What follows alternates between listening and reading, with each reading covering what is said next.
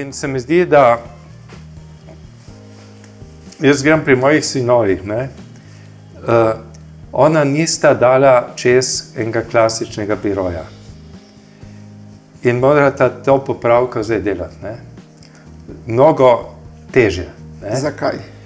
Ja, ker ko si ti v enem klasičnem biroju soočen, ker jaz kljub vsemu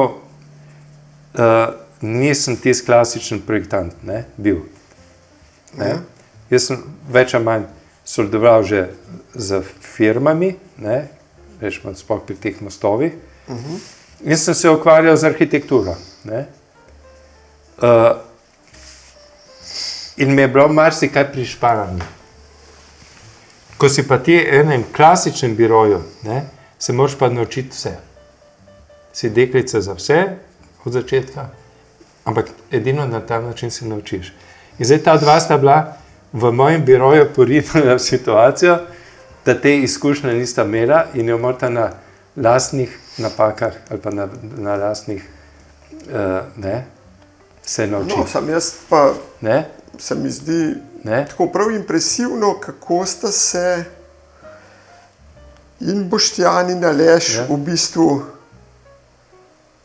ne ustoličila, če ni ta pravi izraz, ampak dejansko pa le na nek način malo stopila iz vaše sence, ki ni majhna. Kar je kar zafrkne, Mislim, ni enostavna naloga. Ne se pravim, da to je za njih težje, Če bi bila ona dva v nekem biroju, bi rekla, zdaj pa že nekaj znava, ampak to je že lahko po 5 letih mogoče, pa se osamosvojiš in od tam greš naprej.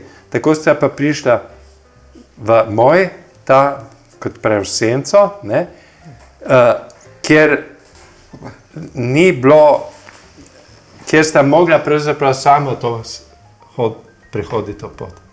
Se pravi, sama izumiti stvari. Kar je tudi včasih še boljše, da ni rutina. Ti moraš izumiti. Ker, jaz mislim, tako jih jaz ne vidim, pa tudi noben, tako, če sem se kaj s kom pogovarjal, noben ni videl, ona dva sta pa kje prišla, pa je bilo vse postlan, pa niste nič. Vsak od njiju je svoja, dosti močna entiteta, kar je tako zelo, jaz mislim, da bi si prav in tudi, da bi si kot starš to želel, dobro, pod mojih ne bo nobene arhitekture naprej verjetno fulal, ampak če bi si kot starš to želel, da se tako postavi. Se mi zdi ena taka dost, kljub vsemu, dobra vzgoja. Ne gre, ker je že, imel sem velik problem, naprimer, že to, pri Boštjanu. Pri enem predmetu je bila asistentka, ki je bila striktna, da si ti mogel oddati na uro natančno zadnjo vajo, drugače si ponavljal letnik. Pa ne prav pomemben predmet. In me tisti profesor pokliče, pa prav, veš, Boštjan, pa ni, on je pa zamudil 1 uro za oddajo. Se je rekel, v redu. Je rekel, veš, ampak pri nas potem moraš ponavljati to. Se je rekel, če mi je problem? Ampak to je sin. Se je rekel, glej, kaj hočeš reči, vse, a veš. No, in ta druga stvar je pa bila pri Alešu, ki je pa bilo tudi ponujeno asistentsko mesto, jaz sem pa bil še dekan. Se je rekel, glej, dokler sem dekan, oziroma dokler sem na šoli, glej, žal. Malo konflikta interesov. Žal ne gre, pa so rekli vsi, pa glej, vse prejšnji dekani, vsi imajo otroke noter, pa ne vem kaj. Se je rekel, glej, prejšnji jaz pa ne bi, Sem rekel, glej, tako sem narejen. Tako še vedno mislim, da so neke norme, in ne nazadnje, tudi za njega bi bilo to najhujše. Ker on bi rekli, glej, to je pa ta, veš, od onega, ki ga je noter spravil. Tako, ker bi mu spodjedal, pa tudi če nič ne bi bilo. Če tudi ne bi bilo. In tudi v resnici otroci teh, ki so ostali gor, imajo eno slabo karmo, zaradi tega. Pa ne sami krivi, veš. ker jaz mislim, da se veš, no, kaj je, ne? Da fakulteta ni ena združba prijateljev, ne? Ja. Ampak to je eno tako bi rekel, dosti kompetitivno okolje, ne? In jaz sem skrbel za to, da se to ni usmrdilo, ne? Ker se spomnim, da so z Ravnikarjem, ali pa, no, sva bila, ali pa on je bil, pa jaz tudi povabljen, v žiriranje za nov most v Gradcu. Hočem povedati, kakšna avtoriteta je bil Ravnikar. Dobil je tam na tečaj Domenik, to je ta brv, ne, taka mal špičasta, če se spomniš. Naprej je pa tisti otok spodaj, ne. Ja, vem, kjer je. Na Muri, ne. No, in zdaj prideva z Ravnikarjem ob 10. Gradc in za 3 dni je bilo rezervirano tudi hotel, pa za to žiriranje. Tam so bili profesorji iz Dunaja, pa iz Münchna, pa iz Berlina, pa Grački, sami resni profesori pa to. Ravnikar je rekel, danes bomo končali, je pa bilo enih 50 projektov. Ne, profesor, ne, gledajte, zdaj bomo tole, zdaj te koverte odprli, potem gremo na kosilo, prav ne sam sendviče. A je bil predsednik žirije, da je lahko tako odločil? Glej, mogoče je bil celo, mislim, da je celo bil, ampak glej, tudi muksni niso. Končalo se zjutraj ob 1, par sendvičev pa tistih Coca-Cola pa ne vem kaj. Ravnikar je stal kot v tisti živalski farmi, on sivec, veš, z osel. Tako je, on je imel tisto, veš, tašno tršato glavo, pa tiste tak ščetinaste sive lase, ne, in je stal pred temi posameznimi elaborati od enega do drugega in tako do 1 po noči. Tam odločitev, mislim, si predstavljaš, vsi te so mu sledili, vsi, ne, tudi en se ni upal mrtniti. Si predstavljaš ti to? To je bil res avtoriteta, res, Ja, v tem srednjeevropskem prostoru, nesporno. No, na kar greva potem domov in prideva, jaz sem vozil, in prideva tu na Rimsko, ura je bila, ne vem, okoli 5 ali kaj tašna, do 7, on je že bil v penziji, ne, jaz sem pa bil predstojnik. Ja. To je bilo pašnega 87. 88. leta, ravno mlad predstojnik. On me je od 5 do 7 me je peglal tam. Peglal, je rekel Gabrielčič, je rekel kadri, samo kadri, prav, vse ostalo ni važno. Samo? Kadri. Kadri, ja. Prav, lej, programi, tačni, drugačni. Človek, Ja. če bojo pravi ljudje, potem bo ta šola dobra. Sam to si zapomnim. In to zame je bila tista, veš, poslanica, ne, za cel life. Tako sem jaz vedno v senci tega pogovora sem deloval. In zato, ko prva pravilo je bilo, ko nekdo odide šole, ali pa ko se na novo kadruje, če je res nekdo izjemno dober na šoli, se ga da na to mesto, drugače se poišče najboljšega, kar je možno izven šole. Prvo pravilo. Ne? Drugo pravilo, ko je neka težnja, da bi nekdo si ustvaril monopol na tej šoli, ne? Janis, tako, ne? Janis je govoril, to mora biti skupen teoretičen pa ideološki temelj, ne? Vsi predmeti potem, to je univerza, ne? Ni srednja šola. In ko je postal tako močen, ne, da ga že več se ne da ukrotiti v tem svojem, ne, sem vrgel noter Vojtha na drugo stran. Ne? Pa ko je Vojteh, pa si vrgel potem še potem Vodopivca, pa si potem vrgel Peroviča, pa si tako dalje. Balans. Ker monopol je konec institucije izobraževalne. Pa je težnja po monopolu. Vedno je težnja. Ne? Vsak si hoče po svoji podobi. Ne? Pa je zdaj kakšna nevarnost, da rata kakšen monopol ta trenutek? Glej, mislim, da ne. Ne? Mislim, da ne. Da je problem je mogoče to, da je tako sinhrono na nek način, da so zelo majhna odstopanja od neke pravšnosti, ne? Ki je tudi lahko na dolgi rok prijetna. Ne? A veš? Majhna odstopanja od pravšnosti. Od pravšnosti, ne? Še vedno je modernizem, ne?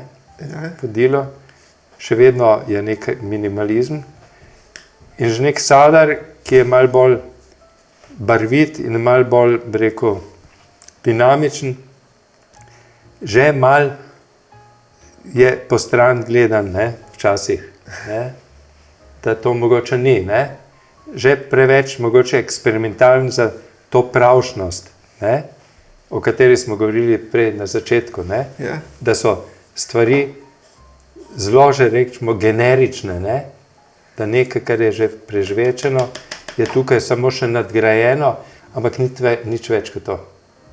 Ne? In zdaj nekdo, ki pa malo tu eksperimentira, pa takoj, ne, je že malo tist, če je zdaj to primerno. Ne? Se pravi, zdi se mi, da je bila ena dobra poteza, da smo dobili na šolo Petro, kajti čas nekega ravnikarja, ne, kot nekega renesančnega vseveda, ne, ni več možen. Ne. Mislim, struktura družbe je takšna, da to ne omogoča več. Okay. Se pravi, da ti lahko samo skozi nek, bi rekel, z neko kompozicijo, ne, različnih znanj, pa neke interakcije med njimi to ustvariš to celovitost, ne, ki bi jo študentu ponudil. In zdaj, do zdaj smo imeli vedno neke teoretike, ki so bili malo nasprotni, bi rekel, arhitekturnemu ustvarjanju, ustvarjalnemu delu, ne. Veš, Pfister, ki je bil prepričan, da vse, kar je bilo, je že bilo zgrajeno, ne, kar je vredno, in vse, kar se dela, uničuje tisto, kar je že vredno bilo. Ne. In za sabo ni pustil nikogar, ki bi gledal na zapuščino skozi kreativni način. In jaz sem takrat, ko bi njegovi nasledniki mogli prevzeti to vlogo, se rekel, ne, to vlogo bo prevzela Maruša Zorec. Ki se mi zdelo, da zelo z enim spoštovanjem pristopa do zapuščine, hkrati pa za svojo kreativnostjo in svežostjo potem rešitev omogoča tudi njeno dolgotrajno preživetje. In to se je izkazalo. Ona je mogoče 10 let na tej poziciji. Poglej, koliko mladih je navdušenih nad nalogami prenove. Ja. Prej je prenova bila psovka. Ja, tako, malo. Ne, ja, si rekel, v študijskem programu. Pa če si rekel, kje si pa bil pri Fistru, ne, to je pa nekaj konzervativnega in tako dalje. Danes je prenova pravzaprav mogoče najbolj nemirljiva naloga, ki jo dobiš. Ne? Ker je že imaš, ni več praznega lista, ne? Je že kontekst. Ne? Ja. Ne? No in tako v tem smislu, ne, je tudi Petra Čeferin Jaz sem jo povabil zato, ker se mi zdela, da človek, ki zna artikulirati neko arhitekturno misel v besedo, jo v besedi, ne, ki zna o tem premisliti, tudi če ima malo mogoče drugačna stališča, mogoče celo malo za stroko včasih kontradiktorna, ne? Ampak sej za študenta je važno, da se sooča z nekom, ki je intelektualski, zna ubesediti stvari, pa boš ti rekel, se ne strinjam z njo, ampak zdaj imaš orodje, da mu to poveš. Ne? Ja. In dejansko poglej, kaj je za sabo ona zdaj že pusta v kratkem času, množico mladih ljudi, ki so sposobni stvari razmisliti, napisati, zelo fino, povedati, nastopiti in tako dalje. Ne? In ki hkrati ni sovražna stroki. Ker Pfister, moram reči, žal, je bil sovražen živi stroki.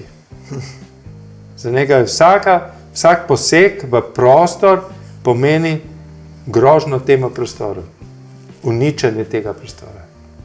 Ne?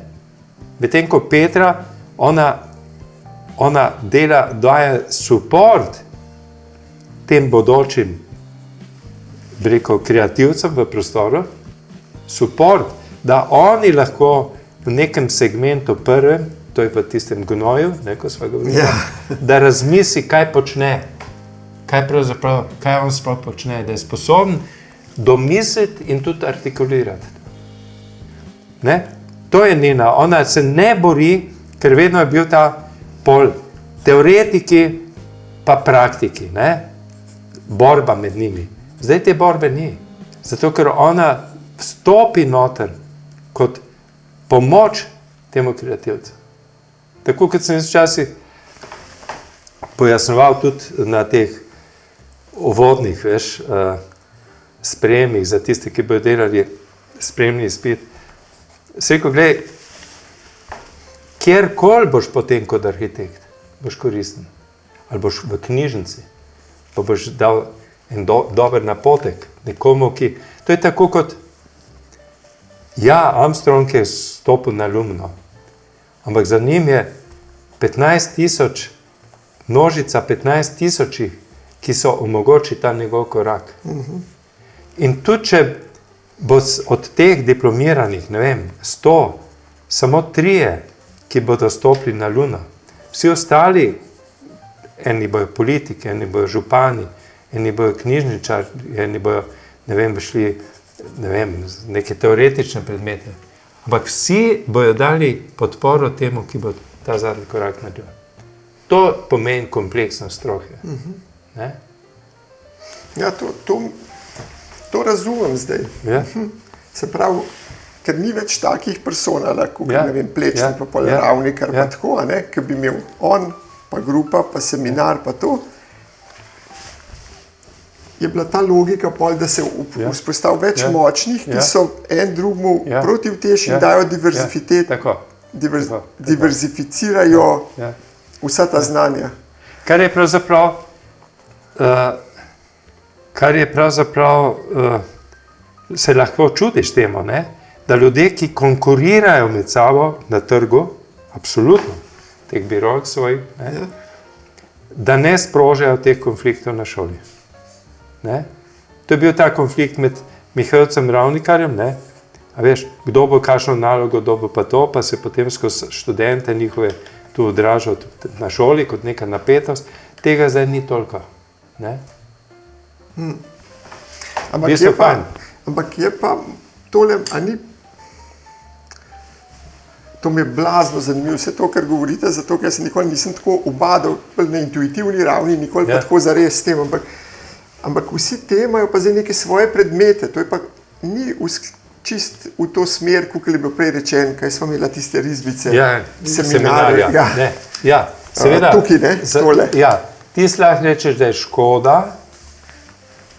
škoda, ker on bi mogel biti potem na šoli, ne, zelo prisoten na šoli, Ne?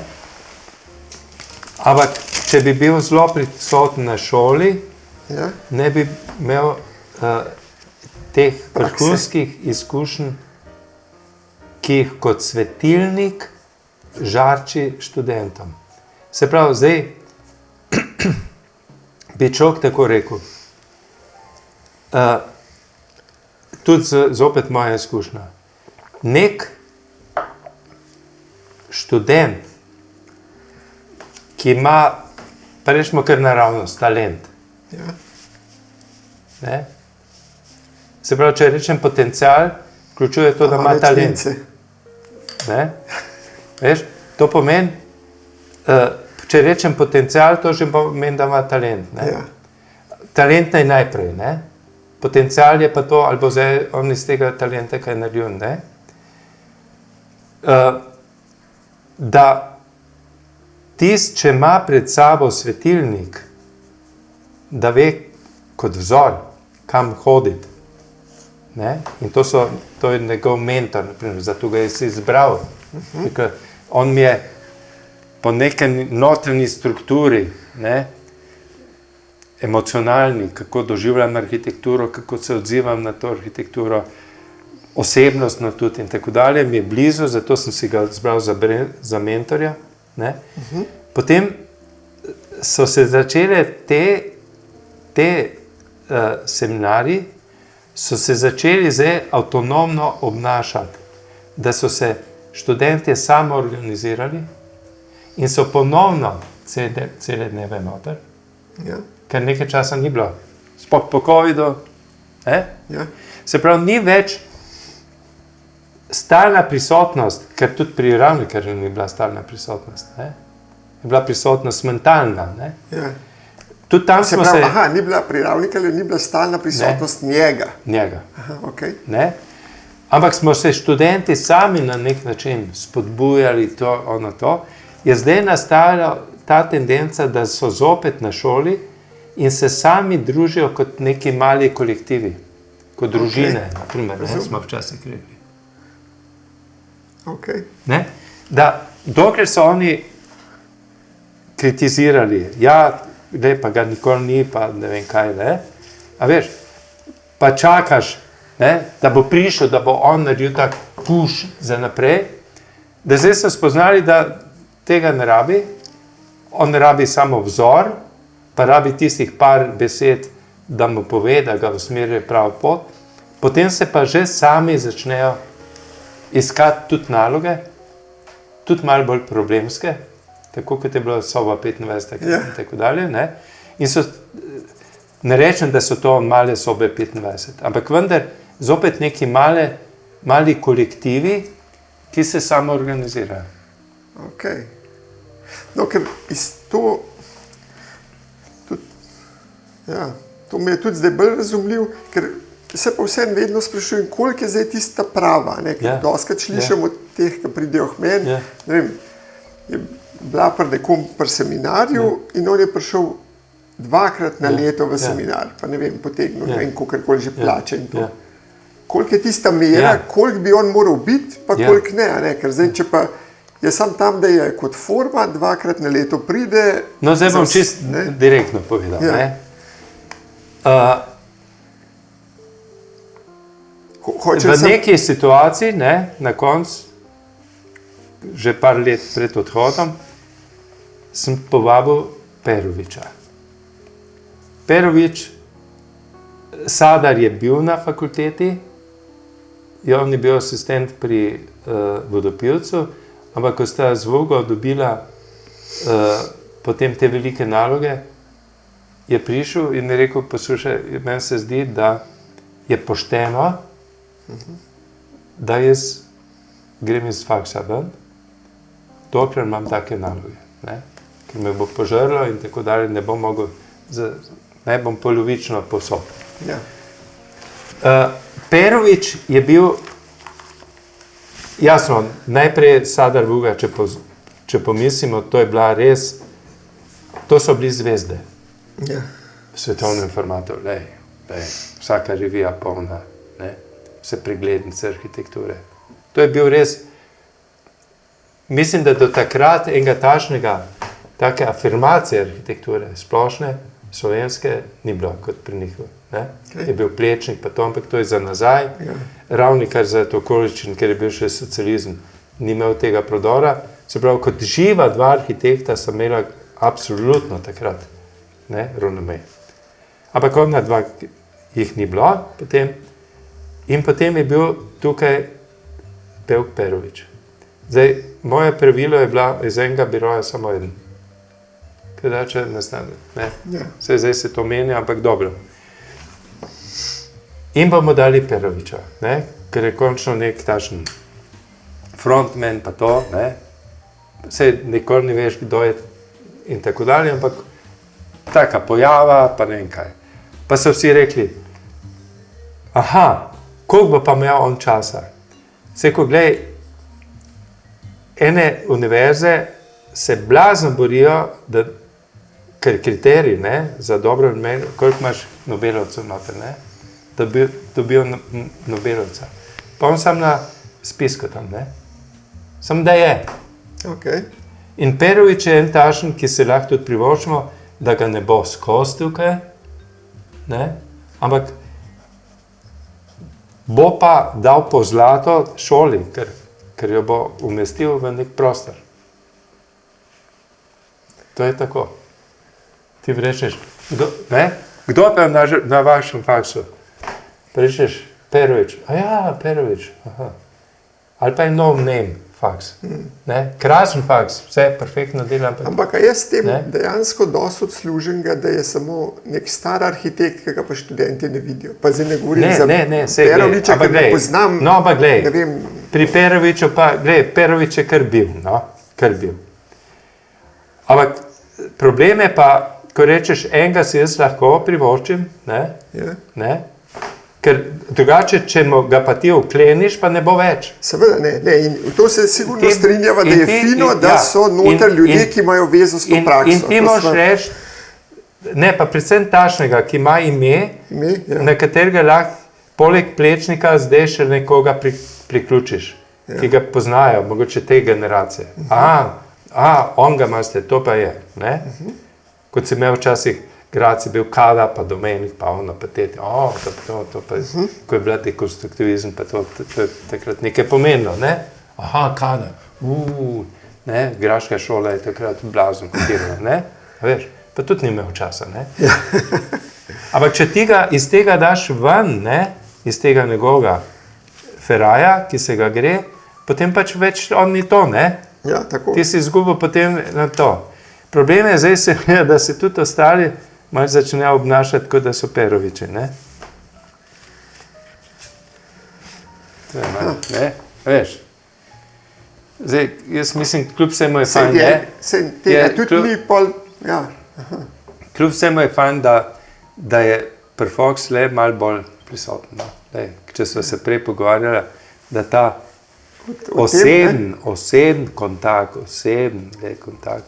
da tist te utiri v nekih letih. Ne?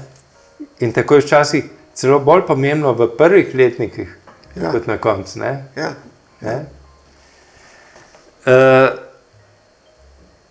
Zdaj jaz imam s Perovićem to izkušnjo, da on ima kar en tašen akademski nivo. Zelo ve, kje grejo stvari preko roba. Kljub vsemu, no. Tako se mi zdi, da je koristen. Kaj to pomeni, da ve, kje grejo stvari preko roba? Naprimer, glej, vprašanje habilitacij, ne. Zdaj, seveda, če se ti začneš kot druščina obnašati, ne, rečeš, ampak ta moj bi pa bil tukaj, ne, pa bi bil profesor, pa to. Lej, on čisto vsega ravno da dopušča. Tako kot jaz, ko sem daril po mizi, ne, na senatu univerze, ko sem rekel, no prosim, ne, bi tudi on rekel, no prosim, ne, lej, nekje pa je meja, ne. Se pravi, da ne glede na to, vse je prodekan je tudi, ne glede na to, da je mogoče manj prisoten, ima en šljiv za to šolo, ne? Mu ni vseeno. da bi še stvari preko nekega okvira, ki ga imenujemo akademski okvir. No. Tako, no. Bolj kot mogoče kakšen drug, no. Ne? Čeprav bi rekel, mogoče pa ravno on, mogoče ne. To je izkušnja moja z njim. Ne? Mislim, se pravi, jaz nisem zdaj... Jaz ne poznam toliko, ne, ampak... Jaz sem bolj tako generalno slišal to izkušnjo mojih študentk, ki so prišli sem, da se njega pa sploh nikoli ni. Pa ne Beroviča, ampak recimo njenega mentorja, ga pa skoro nikoli ni. In pa sem se začel spraševati, kje je ta zdrava meja, ker se mi zdi blazno dobro, da to niso neki ljudje, ki nič ne delajo nikoli, ne? Ki so v praksi, ki imajo ta stik. Ampak po drugi strani pa, če vzame to, pa se bo, da ga tudi študentje vidijo. Ampak glej, to je stvar etike, ne? Ja, tako je. To je stvar etike. Če sem jaz rekel, da smo svojemu sinu odpovedal vsako podporo, da bi naredil letnik ali pa te drugmu, da bi dobil pozicijo, ne? Lej, pa bi jo lahko. Ampak to je samo... Ampak mogoče malo to popušča, ne? Ta etična norma malo popušča. No? Popušča? Ja, meni se zdi, da malo popušča. Ne? Še ena stvar me zanima, tle ste narisal, kje pa je to bilo? Aha, tele črte. Ja. Da še zmer prevladuje minimalizem, modernizem, pa to. Suhi se je na svojem zaključnem predavanju ravno na to obesil. On je imel, kakšen imel že naslov, zakaj ta študij odsvetuje. Tako, ker sem se zadnjič z njim pogovarjal, mislim, da je ravno na to se nanašalo. Veš, zdaj bi se dotaknil ne zdaj same šole, ampak tudi širšega okvirja, ne, slovenskega. Arhitektura je bila vedno, vsaj tako smo smatrali, neka pametna dejavnost. Pametna, razumna. Ne? Se pravi, da tvoje rešitve so razumne, ampak so tudi takšni, da vplivajo, da imajo nek učinek na našo občutenje tega prostora. Ne? Za različne namene. Ne vseeno je pokopališče ali pa drsališče. Ja. Se pravi, vendar ti ustvarjaš, kot sva rekla, atmosfere, ne? Štimung.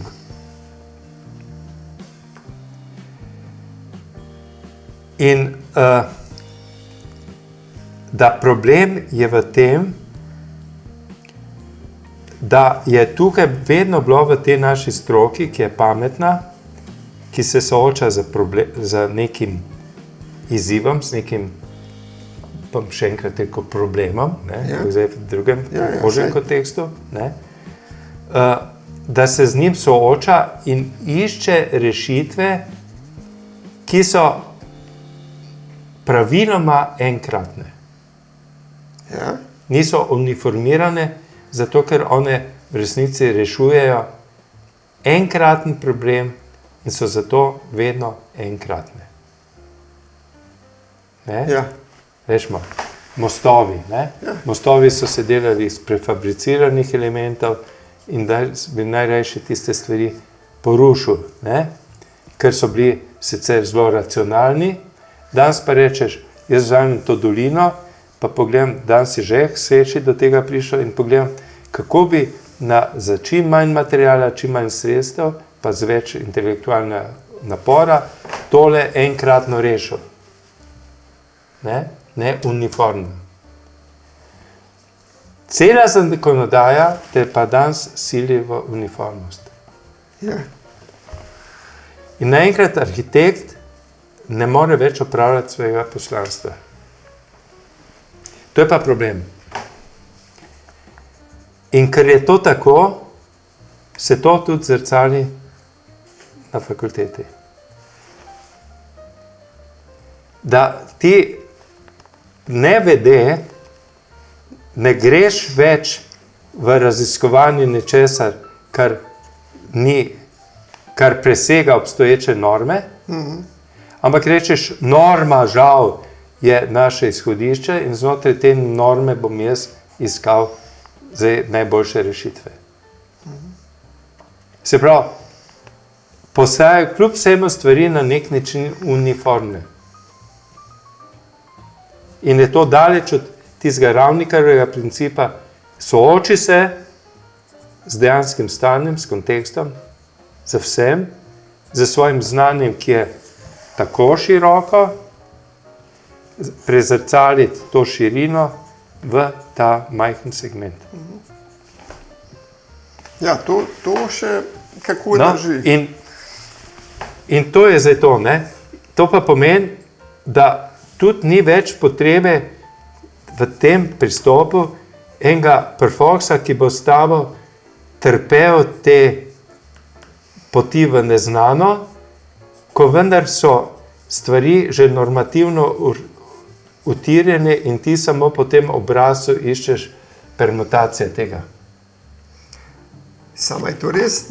Ni prav, ne? Da ga ne rabiš. Ker v resnici je pa univerza od svojega nastanka, ko so te absolutistični vladari ustanovili, je bila prostor ekscesa, svobode, totalne, kajti družba, ki ne ve, kaj jo jutri čaka, dopusti univerzi, da noter eksperimentira in išče neke alternative, ki se lahko realizira takrat, ko se postavi stanje A ali pa stanje B ali pa stanje C, ki ga ona tukaj teoretično obdela. To ni, rečemo, sledenje obstoječim normam, ampak to je iskanje novih alternativ, ki se lahko aktivira in preseganje obstoječih norm. Zdaj je pa povsod, tudi vidim v drugih fakultetah, pristajanje na normo. In tukaj se mi zdi, da bi osebnosti nekih profesorjev, kot je bil Ravnikar, za svojo, pa redni profesor, ki je nedotakljiv. Reden profesor on je nedotakljiv. On bi mogel zdaj tukaj pa reči, fantje, imamo norije v našem prostoru, totalne, izpostavim se, povemo, pokažemo. Točno to. In tako dalje. To je njegova javna funkcija in to je tudi do študentov. Jaz mislim, da je ključno. Tako. In tukaj jaz mislim, da slej ko prej bo moglo do tega priti. Da se profesor malo bolj konkretno tudi v to akademsko sfero, ki je zdaj malo šla, ker oni so danes bolj znani kot arhitekti biroja, kot profesor na fakulteti, da bo zopet zavzel to stališče. Petra, na primer, je tačna, ona, ali pa ta novega sodobli, kaj je že,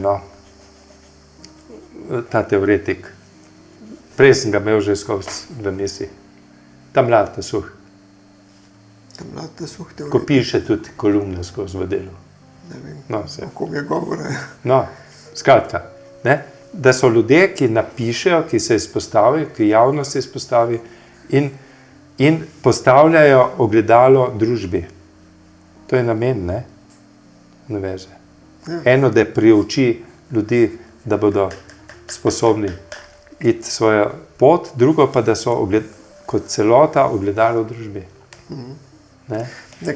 Ker jaz mislim, da je ta vloga ključna pred enega študenta v spruje. Ker s čem se mi srečamo? Zdaj spet, jaz nimam tako širokega pogleda, ampak vse pol prevedem na ta naš mini birojček. Mi se srečamo z OPN-ji,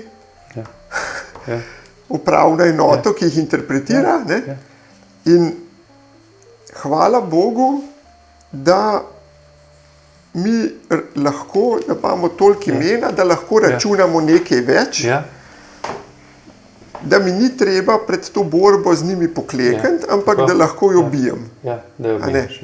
Sej doskrat pol kljub višji ceni, če bi nekdo na ure preračunal, koliko mi na uro zaslužimo, manj kot mrzkdo, ki bi imel precej nižjo ceno, ampak ravno zaradi tega, da ne pristaneš, ker tako kot ste se vi prav dobro spomnili enkrat na nekaj izrazu, pri nas zelo enostavno dobi gradbeno dovoljenje ena taka kreacija enega tipičnega slovenskega črnograditelja, to je vaš izraz, ali pa ena monopoli hiška, to ni noben problem. Da pa ti res nekaj probaš narediti atune za prostor, pa če spet samo hiška govorim, kar je moj domet, pa to pa vse alarme sproži na občini, na upravni enoti in to začnejo vsi gledati takole pod prsta, je to ali ni to, a je z vsemi faktorji. No in zdaj poglej, imaš ti fakulteto, ki slej ko prej bo mogla stopiti takole, bi rekel, v javni prostor, pa imaš zbornico, ko bo slej ko prej mogla stopiti v javni prostor, ker ne stopi. Zbornica res ne stopi, ne vem zakaj. Društvo je društvo pjevača, ker za zbornico mu je bilo vse odzeto. A dalj? Seveda. Dalj je bil včasih, se boril za stroko in imel mehanizme, ki mu jih je država vzela in prinesla na zbornico, na tečaje, tretje, ne vem kaj. Se pravi, to je zdaj brezobi tiger, tam se sam smejejo se mu lahko. Ampak je edina še moralna pozicija, edina še. Dobro, fakulteta tudi do nekle. In zdaj pazi, slej ko prej bo tudi fakulteta mogla vstopiti v ta javni prostor, pa reči, fantje, zdaj pa dovolj. Tu gre za stroko, tu gre za prostor, tu gre za končno za državo. Tako se spomnim, je bilo govora o tretji razvojni Zdaj, še to mi ne. Evo, še enega. Kaj je to? Neka klet je na drugi strani. Slovenija, ti sem kura, pa ne vem kaj. No, in potem imaš tukaj Velenje, pa imaš potem Celje, pa imaš potem dalje nekaj, pa Črnomelj pa to. Govorim o tretji razvojni osi. Zdaj se to splača, ne. Nisem bil povabljen na par takšnih problemskih diskusij, javnih. Vse, ko gledajte, ta država, ki se zdaj koncentrira okoli Ljubljane, pa še mogoče malo Maribor, pa Celje, pa to, ona se začne trgati in cufati kot ena tkanina na robovih, ker Koroška mi gre pre Avstrijo, tole prek Murja mi gre tudi Avstrija, Madžarska in tako dalje, predvsem pa Koroška pa Bela krajina odhajajo, da odhajajo. In je to, tu bi mogli zdaj zvoniti alarmi Agencije za nacionalno varnost, Veš kaj, v Ameriki kihne tam nekde, v Kuvajtu pa, ali pa ne vem kaj je dal, pa že grejo bombniki, Je že vplivno območje, pa ne vem, njihov interes. Te pa odhaja država, ti odhaja ven, ker te ljudje, oni ne pripadajo več temu kulturnemu krogu, oni že grejo drugam. Ja, se še po cesti ne morajo tle dol prijeti, Ni ceste. Ja. Ti, namesto da bi ta alarm zvonil, pa ti šteješ promet, ker jasno ga ni, če vse tja. Se pravi, to ni stvar štetja prometa, to je strateška odločitev. No, strategije pa itak v Sloveniji ni prav dosti. To je nacionalna varnost, ti moraš to zaštrikati, ti moraš zaentlati, kot se pravi, zaentlati moraš to območje, zato da ti ne bo uhajalo. Ja, je območje enakovrednega medsebojnega sodelovanja, prekomernega in tako dalje. Ampak ne pa, da cufaš. Tako smo nekaj pisali, neke članke za Jadransko magistralo. Jadran, veš, pa tisk Italija, pa ne kaj. In mi imamo to Jadransko magistralo, ki je taka vijugasta, pa to, da ne more formirati enega somestja linearnega tukaj. Italijani so imeli isto, veš, Malfakone, pa potem tam, pa do Pescare, pa ne kaj. Tudi taka, Ampak so naredili potem tisto novo Adriatiko, ki gre čisto ob naseljih in jih je povezala v eno celoto, ekonomsko. Hrvati, zato da lahko oni obvladujejo te svoje razpotegnjene teritorije, so naredili novo Jadransko magistralo, ki gre pa po osrčju, ker je to vojaška cesta, da ti priješ hitro iz centra, ampak nima nobene povezave, ker ti rabiš 1 uro potem, da priješ do teh obalnih cest. In zdaj kaj naredi tukaj? To so te strateške. Zdaj, če pogledaš iz varnostnega vidika hrvaškega, je to bilo verjetno nujno potrebno. Sam boš mogel še tukaj nekaj narediti. In tako, to so te, rekel, makro razmišljanja. Kaj bi omogočila neka taka cesta? Somestja. Ker cela Evropa danes koncipira na velikih metropolitanskih omrežjih, kjer so požrla mala mesta, neko organizacijo, in ta so v nekem kompetitivnem tekmovalnem odnosu med sabo. Se pravi, ne čisto direktnem, ampak takšnem, da dopolnjujočem. In to danes tvori, predvsem tudi na prekomejnih regijah, tvori v bistvu ogrodje, novo arhitekturo. Pri jadranskih mestih je problem, da so ločena z gorskimi masivi od osredja, se pravi, noter ne morejo komunicirati in je edina šansa, to, kar se v Italiji dogaja, da se naredijo neka linearna somestja, ki ob neki komunikaciji začnejo delovati kot neko, rečemo, milijonsko mesto. In to potem se povezuje z temi Münchenskim bazenom, Dunajskim bazenom, Milanskim bazenom in tako dalje, somestjem. Tako to funkcionira. In tudi Ljubljana se zdaj mimo države se začela povezovati z sosednjimi občinami v neko metropolitansko regijo, za katero nima nobene pravne osnove, ampak je to nujni pogoj. Če boš ti hotel, jaz sem nekaj zadnjič pisal tekst za nekoga, pa pravi, kako je Ljubljana, sem rekel, Ljubljana je urejena za Ljubljančane. Kaj pa tistih 250,000 migrantov, ki vsak dan čakajo ure in ure za noter in ki so gnojila pravzaprav tega mesta in cele metropole, kjer pa Ljubljana sama ne more nič, če ni vključena tudi država. Država bi pa prvič mogla reči, da je to poseben status metropolitanske regije, ki je pomemben za celo državo, in narediti tukaj prometen sistem, ki bo omogočal to fleksibilnost. To je zdaj naloga. To je urbanizem. To je strategija. Bi bilo, to smo se zadnjič z Grando pa z Alešem pogovarjali tukaj, o tem, kako ta promet, pa to. In to se mi zdi ključno, ampak upanje, da bo to država uredila, je nično. Tako da šele zadnjič, ni 2 tedna nazaj, ker sem zvedel, mogoče to že odprej, en svetu znak, da zdaj Trola vozi do Domžal.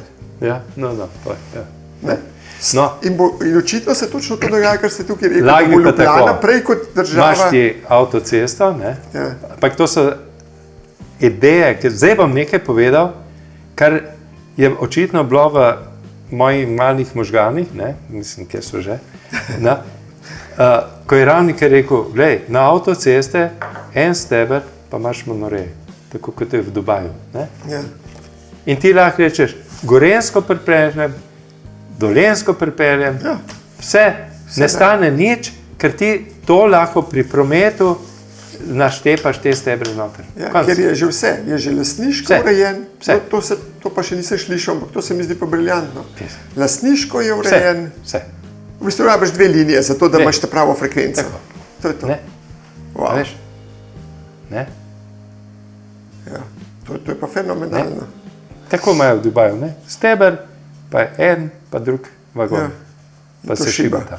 Nič tist. Zdaj imaš pa tamle proti Radomljam, ne? Zato je moja izkušnja. Zdaj čaka, na Domžalah čaka, da se bo menjal, ono se čaka, ta in ta. Potem pa še, ko pa prije do Ljubljane, kjer je, ne vem, 530 ali pa še več, 600 tovornih vlakov vsak dan, da bo noter ena luknjica, veš, to kot na letališčih. Jaz sem enkrat šel na Kornel, sem imel razstavo, veš. Ja. To je Itaka, ne? Ampak še vedno država New York. In vse to je taška, zopet ena anekdota, ne? A veš, na tem velikem avionu sem sam imel tiste ogromne pakete za panoji, za slike pa to, ne? Te mostove pa to sem razstavljal, ne? In potem pristanemo v New Yorku in zdaj pravijo, zdaj za Itako je pa ta in ta terminal. Pridemo tja, je bil en takšen mali avionček, za njih mogoče 15 ljudi, pa pilot je spodaj neke gume tam popravljal, spodaj tako je ležal, pa tu so bila ena taka vraca, veš, takale vraca so bila, plahnata, očitno za prtljago, ne? Pa noter ena mreža. Jaz pa tisto škatlo, ki ne gre tam noter, ne? Mislim, tiste bile enkrat večja od teh vrat, ne? No, in potem, skratka, te so bile zgodbe, ker potem se je skazalo, da res ne gre noter, skratka, to zgodbe. No, ampak potem smo čakali na vzgled in je bila pista, ne, tašna, pa veliki jumbo jeti, in je potem bila ena luknja med njimi in ta je šel na te, kot ena, še mesec, kot ena osa, da je sploh ne dolž čus, ker se v teh tako hitro vozi, ne? In smo zleteli. Ne? In tako je, se mi zdi, ta ljubljanski promet, ne? Najprej so ta veliki vlaki, ne? In če je kakšna luknjica, lahko tudi kakšna kamenča noter rodi. Veš, mislim, ne gre, ne? Ne gre. In ti bi mogel narediti zdaj en preskok in takrat, ko je bila ta soba 25, ki je ravno kar malo lansiral te ideje, je bil tudi ta monorej, ne? Ja. Ki sjajno. Ja. Ni treba nič pridobivati novih parcel. Niti kopati, ni treba, ker je drago. Tudi tam, kjer bi šlo čez drn in strn, naprimer pod nekim, čez nek travnik, ne, ki pa ni tvoj, reče, še vedno je košnja, še vedno to gre čez. Sam v Sloveniji še nismo vzeli, da je lahko, razen pri kakšnem krožišču, da je lahko nekaj v 2 nivojih, kaj ne rečem 3 ali pa 4. Nismo, glej, ni. Mora biti vse v parterju. Ne? A veš, mislim, to je tik je v resnici, miselni tik, da se ti je vstavil. Eno isto, skozi delaš. Ne? Ja. Ne? Ampak bi bilo perfektno. Ja, res. Ja. In tega lahko ti razvoziš okoli, glej, hiter je, pospešek ima, ne? No, to bi, ne vem zakaj, evo, jaz imam tik, na monorail nisem nikoli pomislil, ampak dejansko monorail bi bil, to bi bilo. Pa ne, da ga ne bi poznal, ampak nikoli mi nisem, sem zmeraj mislil, mater, sej to bi bilo fajn, ampak kdo bo vse to kopal, težko bojo, ne verjamem. Ne, jaz sem videl tamle, to je perfektno, tamle, rečemo Dubaj, ne, sem videl, ko pravijo, ne, Dubaj, pa kaj boš hodil v ta Dubaj, pa ne vem kaj. Ne, ti greš tja, da vidiš uporabne tehnologije, ki so tam preizkušene, ki funkcionirajo in ki jih je lahko enostavno prenesen. A veš? Tako pa se mi zdi, da res smo nekako v srednjem veku, no, da da še vedno misliš samo na enoplastnem nivoju. Ne. Ja, zdaj me daj v planu, kako je že Aleš rekel, da bomo do leta 2035 dosegli povprečno hitrost 150 km/h na železnicah. Tu pa s temi, jaz mislim, predvsem te so problem, ne? Metropolitanska regija. Ti ne moš, ljudje zgubljajo po 3 ure na dan. Vem, 3 ure. Jaz pa iz Brezovca, kaj? Moravškega konca. Ja. No. Isto to, kar padeš noter, pri Lukovci je gotovo. Konc. Ne? Ja. In je to katastrofa in zdaj kaj? Zdaj bojo pri Domžalah delali, razširili bojo odstavni pas, bojo ukinili pa veneli še tretji pas. Ne, ampak ti bi lahko rekel, glej, pri Lukovici en parkirno mesto veliko, postaja in ta ima šus, ta lahko tudi na krajše razdalje postavlja. Ampak ti priješ iz te regije vaše, tukaj parkiraš, gor, zak. In ni nobene šikane, nobenega nečesa, čakanja, onga, tretjega. Ja, in naraviš nobenih dodatnih pasov delati. V center mesta se pripeleš. Ja, direktno. Ne? Ja. Ne vem, kaj bi se moralo v Sloveniji zgoditi, da bi se to zgodilo, mi ni jasno. Veš, kaj je? Zdaj pred volitvam se spet rojeva vsaj 5 novih ali 10 novih strank. Če gledaš, kakšen čudež, je pravzaprav bila gradnja te avtoceste, da nam to uspela. Teki zdaj. Ampak žal, 30 let nazaj ti lahko prinesem pokazati zbornike, ko smo imeli te velike kongrese, potavžen 500 ljudi, pa ne vem kaj. Sem napovedal situacijo, ki se je zgodila pred Benetkami. Na Benetkah se je stalo 3 ure, da si se ti prebil proti Trstu. 3 ure. Jaz sem potem delal en natečaj, sem bil povabljen strani enih kolegov iz Rima za to obvozno cesto proti Padovi.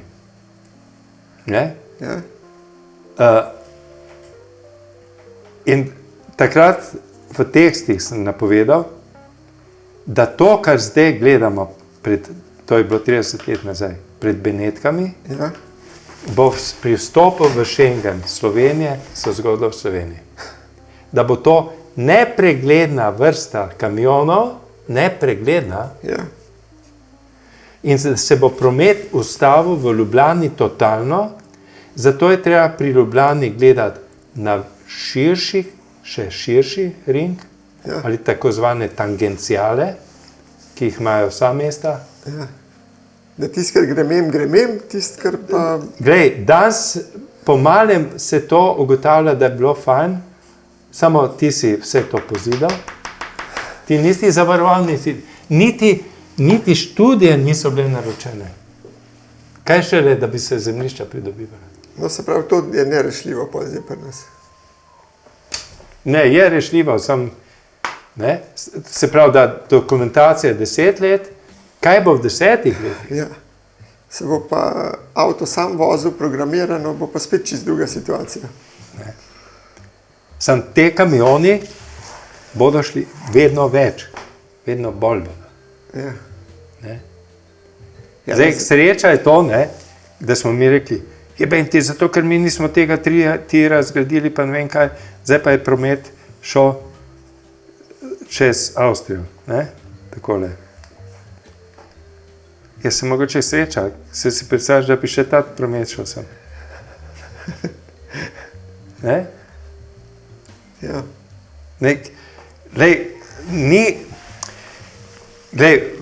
Vsaka vlada ruši prejšnje odločitve.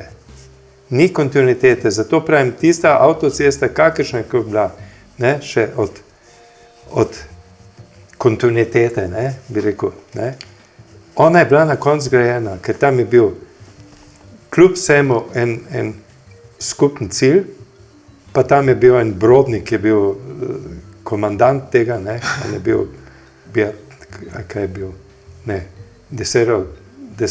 deseteroborc, olimpionik je bil, Jaz vidim, da on nas je sklical, jaz sem bil nekako zadolžen za ta art, ne, za oblikovanje avtocestnega križa.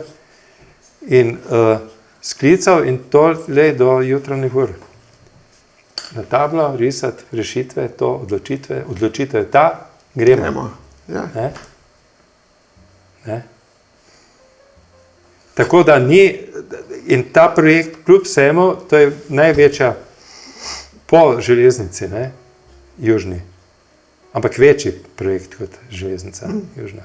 Ampak vseeno speljan, žal, brez nadaljevanja. Brez nadaljevanja, brez tega, da bi rekel, kaj pa potem?